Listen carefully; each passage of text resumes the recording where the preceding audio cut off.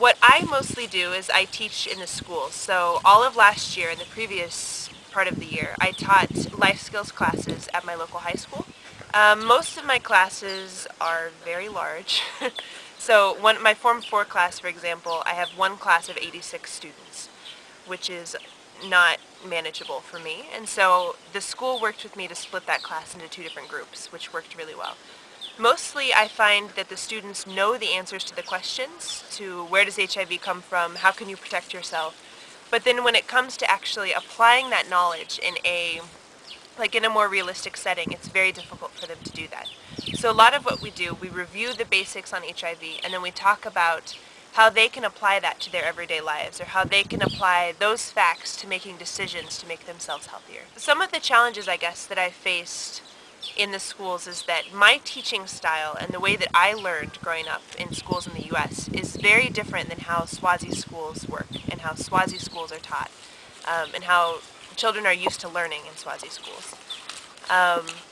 For example, in schools here it's mostly lecture, and I want to do small group work, or I want to do smaller activities, or have them do something creatively to use what they've learned, and they just stare at me blankly because they've never done that before.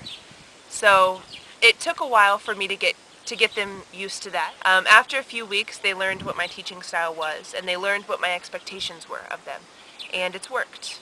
So coming into my Peace Corps experience, teaching is not something that I thought I could do, and it's not something I have any experience in or any training in, and a lot of the material actually was something that was new to me coming here. I knew a little bit about HIV, but I didn't know how to teach it. I had a lot of questions myself.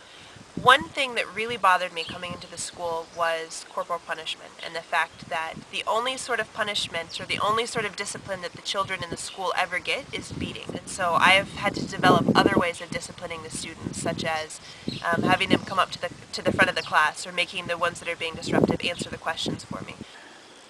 So earlier in my service, most of my work was at the local high school, which is technically in the neighboring community, but that doesn't really matter. As long as you can get introduced, everything's fine. And usually it's pretty easy to get on teaching English.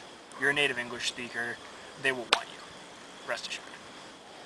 We come from sort of an empirical, scientific perspective in which statistics and the numbers are really a big deal.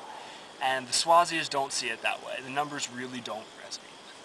So you need to find other ways of communicating those concepts. It's really fun to see them get hold of an English concept, or to expose them to something they're unfamiliar with. Like, I showed them some pictures of London the other week. I was helping them with their listening, and I showed them the pictures from the article, which was about London, and they were fascinated, you know? You have to realize that as an American, you're going to be sort of a small celebrity to them, and you can play that up, like, capitalize on that. Also, if you bother to insert humor or other interesting things into your lecture, they will like you more. I'm basically going to be working with another teacher, which I think is a great idea. We're doing listening comprehension, and we're reading like Newsweeks, and then we're going to do like a quiz afterwards to see how much of what I was reading they understand. Because their final tests in Form 5, their senior years, is all in English, and sometimes they don't have the luxury of having a teacher speak English all the time. We're going to a school in my area, the school that I graduated from, and we're going to connect it with the school that I'm teaching with now, and we're just going to do like pen pals, and that way I can correct their grammar, and we can go through things, and they can ask lots of questions to the high school students in America, which they're super excited about.